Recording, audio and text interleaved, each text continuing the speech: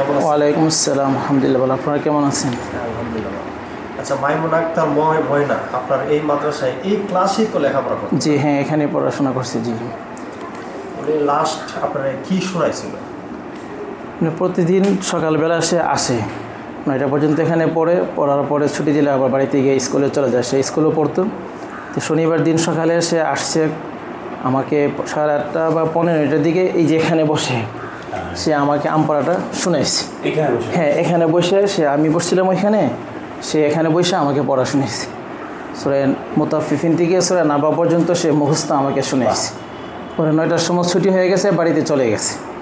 বাড়িতে গিয়ে খানা খেয়ে পরে আবার আসছিল, এসে আবার জোহরের সময় 12টার দিকে আবার চলে গেছে। পরে মনে হয় 1:30 বা 1:45টার দিকে আবার আসছে। এসে আমার এখানে একটু অনুষ্ঠান ছিল, দোয়ার অনুষ্ঠান। দোয়ার শেষে আমি কিছু বিরিয়ানি বিতরণ করেছিলাম।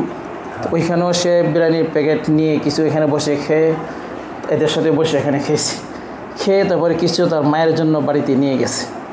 বাড়িতে নিয়ে তার মাকে দিছে। পরে শুনলাম যে বাড়িতে গিয়ে খাওয়ার পরে গোসল করে কাপড় চোপড় পরে নাকি খেলতে বের হয়েছে জোহরের পরে। আর আমার কাছে ওই বাড়িতে যাওয়ার পরে 3টার পরে আর আসেনি। এরপরে আমি চলে গেছিলাম এক জায়গায়, ওইখান থেকে আইসা শুনছি রাত্রে তাকে নাকি খুঁজে পায় না। পরে আমি ওদের সাথে ছিলাম অনেকক্ষণ। তো ওরা এসে আমার বাসার ছাদে রাত্রে 11টার সময় এসে খুঁজছি যে আমার বাসার উপরে আসি কিনা, কিন্তু পাই না। আমি রাত্রে 1:30 পর্যন্ত দেখছি ওরা খোঁজাখুঁজি করতেছে, পানিতে নামছে, এইভাবে ওরা সারা রাত্রে খুঁজছে, ওরা কোথাও পায়নি। হ্যাঁ, শেষ পর্যন্ত আমার মাদ্রাসায় এসে খুঁজছে।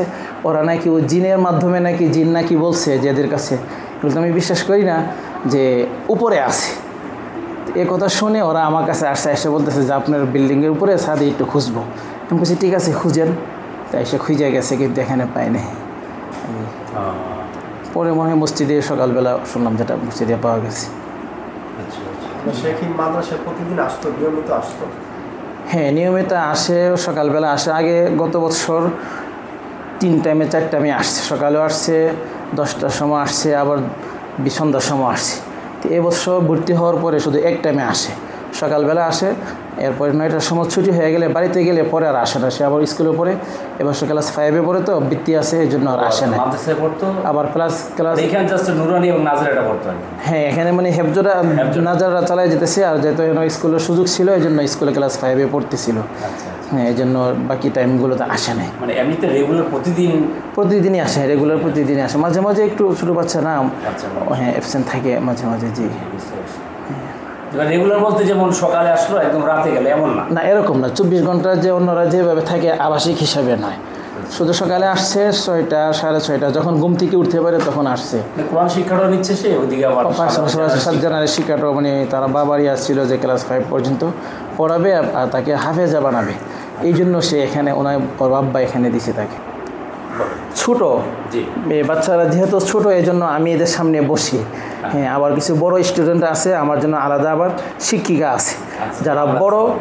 হ্যাঁ, মহিলা শিক্ষিকা আছে যারা বড়, তারা পর্দার ভিতরে থেকে শিক্ষিকার কাছে পড়ে। আর এরা সবাই ছোট, এই যে 7 বছর 8 বছর, এই জন্য তারা আমার সামনে আসে বা আমি তাদের সামনে আসি। অনেকে আবার হয়তো ভাবতে পারে যে হুজুর কেন পড়ায়, এই জন্য জিনিসটা একটু পরিষ্কার করলাম।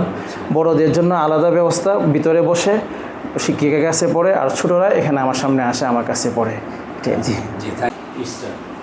আচ্ছা, ময়না তোমার সাথে পড়তো, ময়না কেমন ছিল? ভালো ছিল? ময়নার কথা মনে আছে? ময়না তো আর আসবে না তোমার পাশে, আসবে, বসবে, কথা বলবে, আর বলবে। ময়নার সাথে স্কুলে পড়ছো? স্কুলে পড়তাম। ময়না কেমন ছিল? ভালো ছিল নি? হ্যাঁ। ময়না কি বলতো তোমার সাথে? কিছু বলতো না?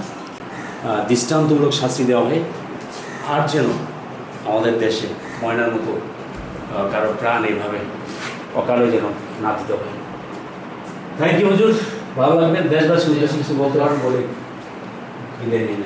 আমি আর কি বলবো, সকলের কাছে একটা আবদার, আমরা সবাই আল্লাহ তাআলার কাছে দোয়া করবো, আল্লাহ তাআলা যেন সত্যিকার অপরাধী যে তাকে যেন আল্লাহ দ্রুত চিহ্নিত করে দেন, যেন তাকে শাস্তি যেটা হওয়ার দরকার, কোরআন হাদিসের ভাষ্য অনুযায়ী, রাষ্ট্রীয় আইন অনুযায়ী যে শাস্তি, সে শাস্তি যেন তাকে দিতে পারে, এই জন্য আল্লাহ যেন তাকে দ্রুত চিহ্নিত করে দেন, এটা সকলের কাছে আবদার। আর নিরপরাধ কেউ যেন হয়রানির শিকার না হয়, বা যাদেরকে তদন্ত স্বার্থে তাদেরকে নেওয়া হয়েছে, যদি তাদের কাছে ওইরকম কোনো আলামত না পাওয়া যায় তাহলে তাদেরকে যেন ছেড়ে দেওয়া হয়। আর যদি তাদের মধ্যে এরকম কোনো সিমটম পাওয়া যায় তাহলে প্রশাসন যেভাবে তাদের থেকে আরও তথ্য নেওয়া দরকার সেভাবে নেই, এ ব্যাপারে আমার কোনো আপত্তি নেই। এটাই আমার সকল দেশবাসীর কাছে। অপরাধী যেই হোক, মসজিদের ইমাম হোক, হুজুর হোক, রাজনীতির যে কোনো দলের লোকই হোক না কেন, এমনকি চাচা হোক, যেই হোক, অপরাধী যেই হোক, তাকে যেন দ্রুত চিহ্নিত করে তাকে যে শাস্তি হওয়ার দরকার সে শাস্তি ব্যবস্থা করা হয়। এটি সকলের কাছে আমার আবেদন। ধন্যবাদ, ভালো থাকবেন। ময়নাকে যারা হত্যা করছে তাদের বিচার চাই। ময়না তো আসতো এখানে, জি তোমার সাথে কথা বলতো। জি। এই যে ময়নাকে এইভাবে হত্যা করলো, কি বলবা তুমি? তাদের বিচার চাই। বিচার চাও? জি ময়না তো আর আসবে না, খারাপ লাগে না? জি। আচ্ছা, তোমাদের সহপাঠী যে ময়নাকে হত্যা করছে, যারা হত্যা করছে তাদের কি বিচার চাও তোমরা?